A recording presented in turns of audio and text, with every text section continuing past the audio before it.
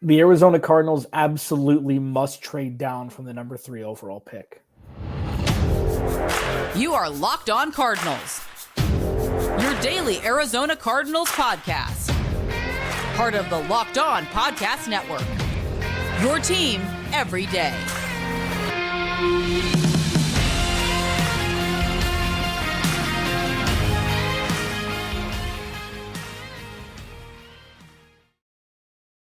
Welcome in, Locked On Cardinals. Alex Clancy here. Follow me on Twitter at Clancy's Corner. Follow the podcast at Locked On AZ Cards. Please like, subscribe, turn notifications on the YouTube channel as well. I'd love to get to 3,000 followers before the start of the 2023 season. Combine's over. There's going to be plenty of time to talk about micro, you can look at it from a micro perspective of what players should the Cardinals draft? Where should they draft them? Should they trade up? Should they trade back? That part is more in the forefront as opposed to the star-studded nature that is the NFL Combine every year. And there's one position specifically that should tie to specific teams in an effort to maximize the pick for the Cardinals at number 3 overall. I will explain that in the second segment. This first segment, doing a little throwback. For those that have listened to the Locked On Cardinals podcast for a while, thank you.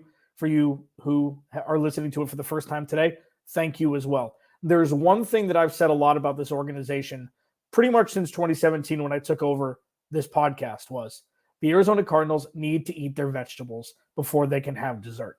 They need to eat their vegetables before they can have dessert. And what I mean by that is they need to draft for supreme need as opposed to Steve Keim just going off the wall and drafting whoever he wants.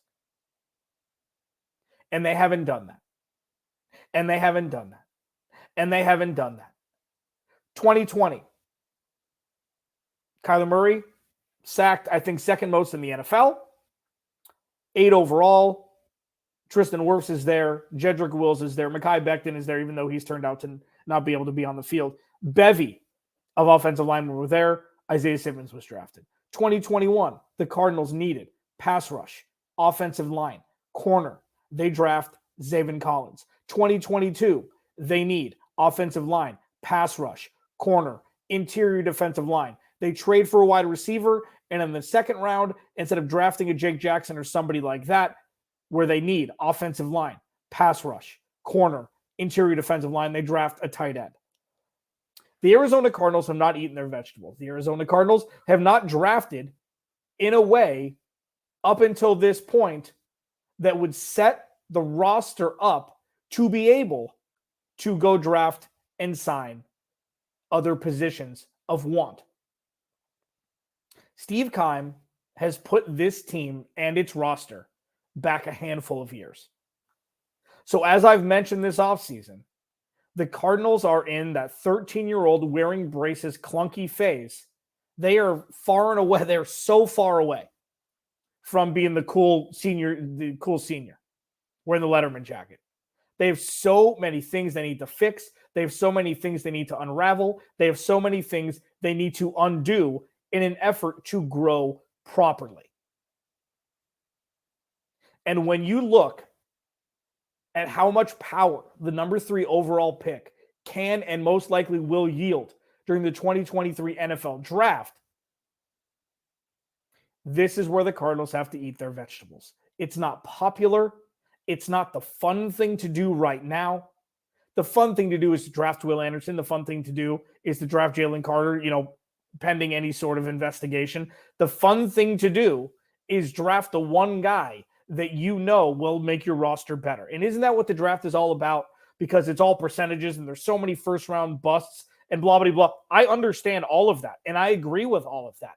And I also think it would be a terrible decision to draft at number 3. This is the first, you got to make up for what's happened over the last handful of years. They need to trade back. They must trade back.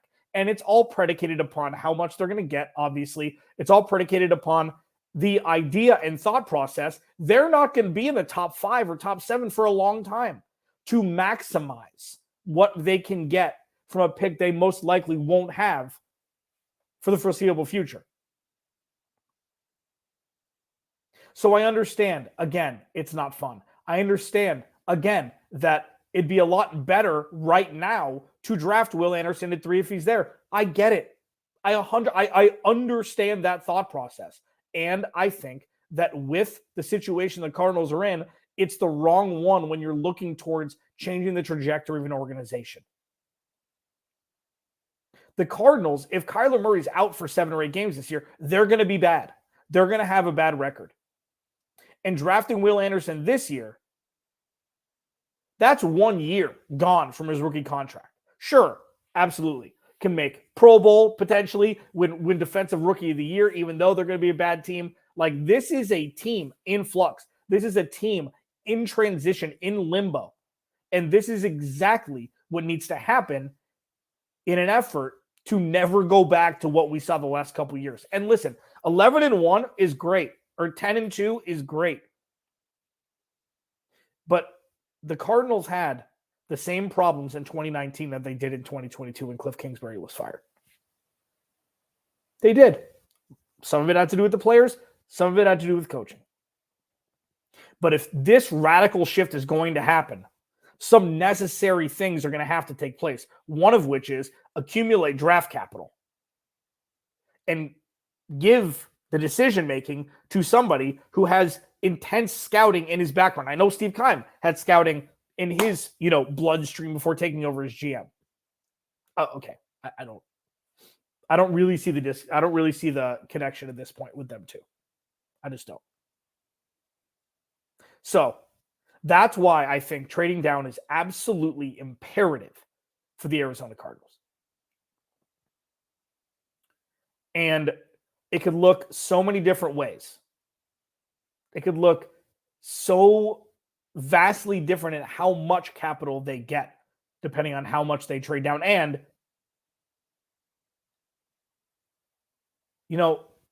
just depending on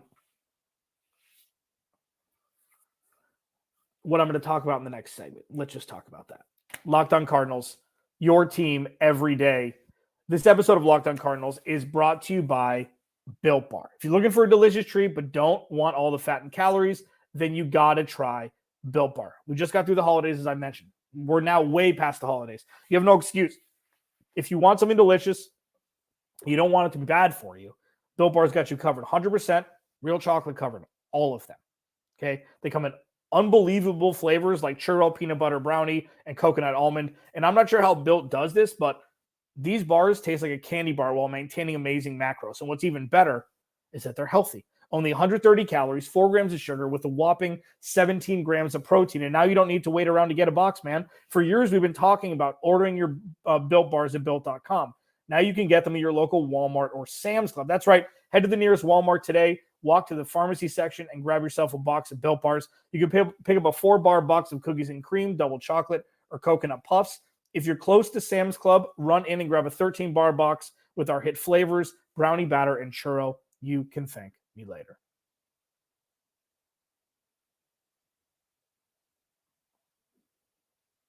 Trading down is not the sexy thing. It's not the fun thing, but it's the necessary thing, in my humblest of opinions, as the Cardinals tried to remove themselves from the last couple seasons, the trajectory that the last couple seasons have put them in, as well as start to strengthen the foundation of this roster.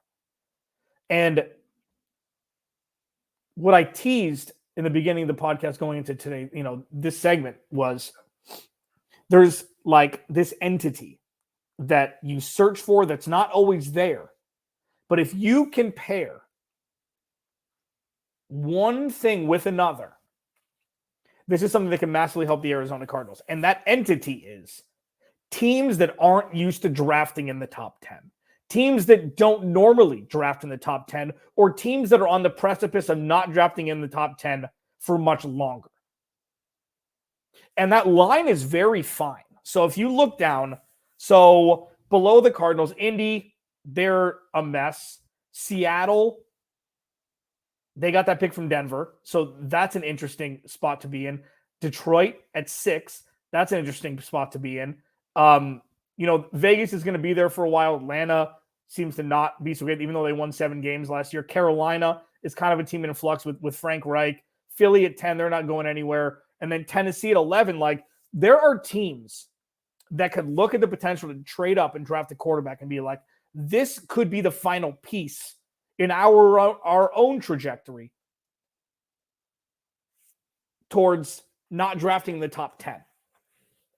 And with the emergence of Anthony Richardson, having, him being the talk of the combine, especially from the quarterback position. CJ Stroud threw the ball really well. Will Levis has an absolute cannon, and Bryce Young, people don't even, he's the same size as Kyler Murray, and people are talking about Bryce Young being this incredible specimen, this incredible otherworldly talent, not even talking about his size. And then Kyler Murray was constantly talked about his size if he could withstand the rigors of the NFL. Kyler Murray's bigger than Bryce Young. I don't really understand that. Doesn't matter. It's not, the Cardinals aren't a team that's going to draft a quarterback, so it doesn't matter.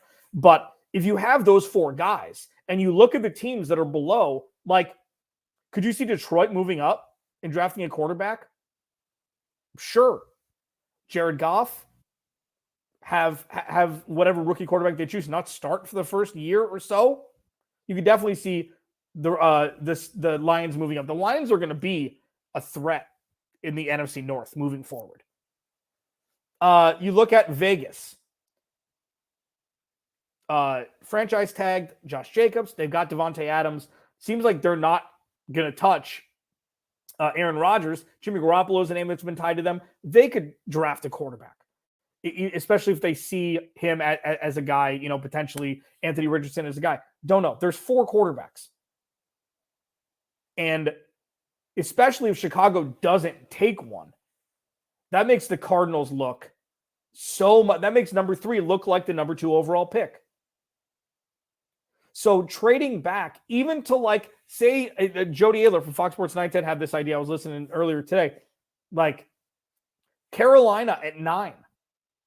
Who's to say that they won't trade up? The 49ers traded up from outside the top 10 to the number 3 overall pick and gave 2 future firsts on top of that year's pick swap for Trey Lance.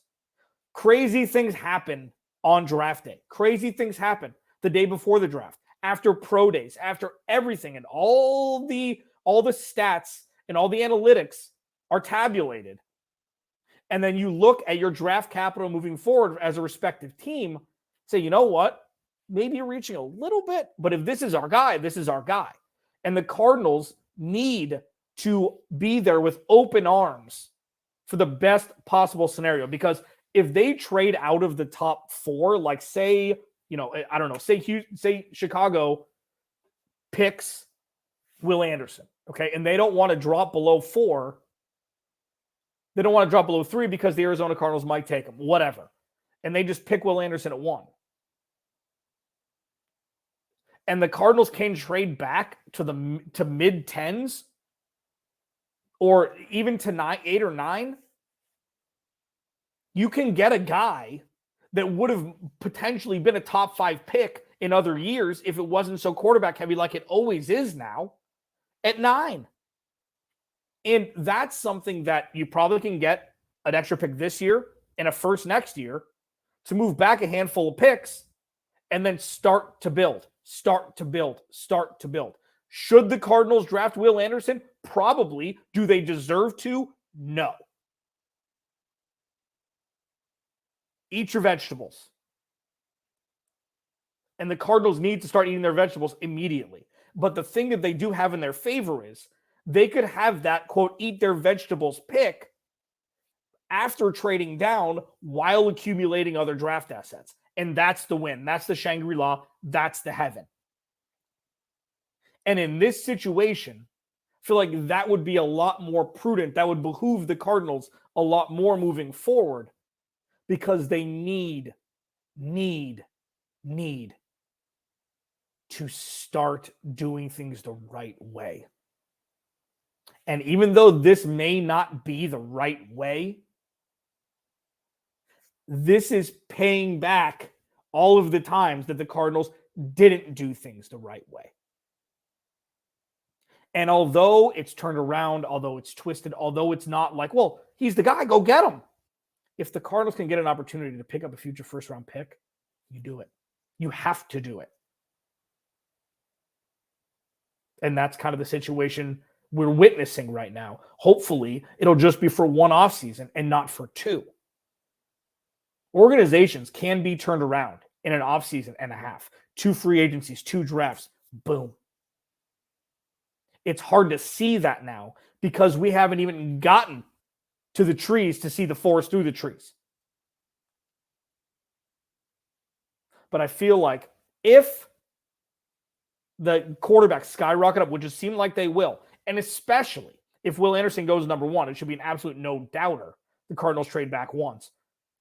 And what the Cardinals have going for them are a couple teams that don't want to be in the top 10 anymore and shouldn't be in the top 10 anymore. And they may be one move away from removing themselves from that, and that could definitely benefit the Cardinals this draft.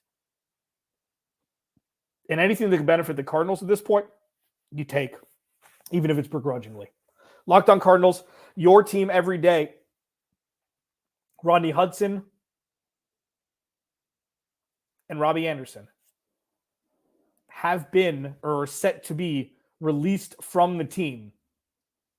It's going to open up some cap space. And what I don't understand is, like, I forgot Robbie Anderson was even on the team last year. Like, I know he was on the team, but it's like, what a weird trade. What a weird year last year.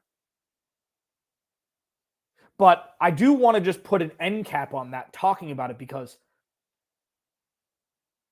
you're hoping moving forward that trades like this won't need to happen for very different reasons with both Rodney Hudson and Anderson. I will talk about that next. Locked On Cardinals.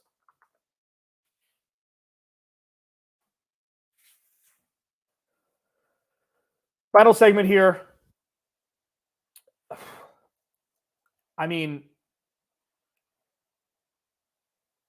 Robbie Anderson, now known as Chosen Anderson, traded for a late round pick by Steve Keim before the trade deadline last year. Had a big drop. That's what we remember when Kyler Murray was still playing. He said them cutting him is going to open up $12 million cap space. Rodney Hudson dropped his number this year to $2 million. And according to Ian Rappaport, that usually means retirement. Let's just go back here to the Rodney Hudson trade. It happened a couple of years ago, okay? And before that, before the Cardinals traded for him, Rodney Hudson's contract was going to be voided by the Raiders, which means he was going to hit the open market. Steve Keim called Mike Mayock, was like, yo, 3rd rounder. What do you think? Cool. Cardinals had a lot of needs with that 3rd round pick. And yes, Rodney Hudson was great when he was healthy. He was, especially at the beginning of last year, or 2 years ago. It was incredible. Night and day. Him and Max Garcia, Sean Harlow, night and day. But I want you to feel this, okay? Because this is strengthening my position on the Cardinals trading back. The Cardinals passed on Tyler Linderbaum last year with their pick. And the reason I got pushed back was because they had Rodney Hudson and they didn't need a center and they needed a wide receiver. And while that may be true, drafting Tyler Linderbaum, now you move him over from guard to center, 10 years, you got your center. So when the Cardinals are constantly going to be playing catch up, they're going to trade DeAndre Hopkins, most likely. Who knows what's going to happen with Byron Murphy and Zach Allen? They're going to need draft capital to make up for not only players they drafted and didn't coach properly, I guess. Player development has been a huge problem for the Cardinals also. So the player development of Byron Murphy, who was great for the first half of the last 2 seasons before getting injured. Zach Allen, who had a coming out party last year. Like, When you can get young guys and you can get a coaching staff that you trust and you can start that player development early and you don't have to worry about rookies coming in and having to play roles that they weren't necessarily ready to play. Marco Wilson, Byron Murphy, when he was a rookie, Patrick Peterson got popped for PEDs. He came in and he was the CB1 de facto for the first 6 weeks. That's what the Cardinals have been. So when you look at this and you look at the future and you look at Rodney Hudson, Robbie Anderson played her for what, 7 games? Give up picks for him. That could have been rookies. That could have been guys. That could have been the next Elijah Mitchell. We have no idea. But this is what we've witnessed over the last handful of seasons. So when I'm saying trade back, I'm saying trade back. It's not because I think it's the best move now, but it's the best move that will slowly start to massage out the problems from this roster. And yes, well, they have to hit on their draft picks. Yeah, I get all that. I get all of it. But the more chances the Cardinals can have in drafting young, good talent for their roster for the future is 1,000% the way to circumvent what Steve Keim has put this roster through, especially over the last handful of seasons. And Rodney Hudson, who was great for, about a season's worth of him being here. Rodney Hudson, or, Robbie Anderson. Sorry, Chosen Anderson. Could have used those picks, no matter how late they were. Onward and upward for the Arizona Cardinals. So much more to talk about this week, this month. Free agency is less than 10 days away, I believe. It's going to be good. It's going to be weird. It's going to be clunky. But no matter what, it is going to be better than what we've dealt with the last 3 or 4 seasons. I was Nancy Locked on Cardinals. I'll talk to you tomorrow.